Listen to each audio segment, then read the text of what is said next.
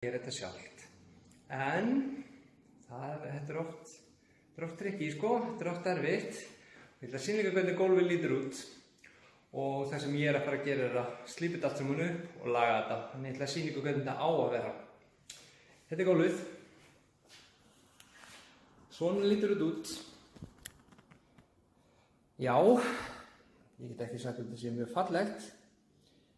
En hér hefur fólk leigt sér vél og slípað þetta sjálft og lakkað þetta.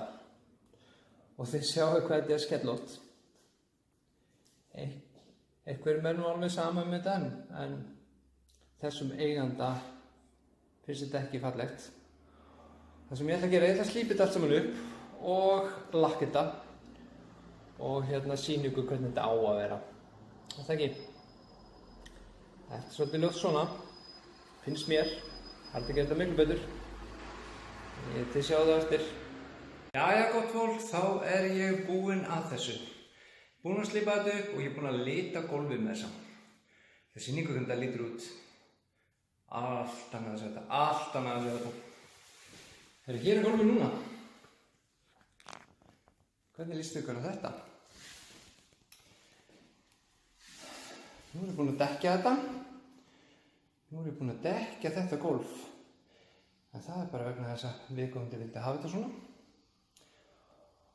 Og þetta eru allt annað. Hérna er þetta bara slípað. Og sett litur í gólfið. Þannig að það er búið að breytast heldur betur. Heldur betur. En þetta er náttúrulega mikið fallegra. Mikið fallegra. Heldur muniði hvernig þetta var áðan.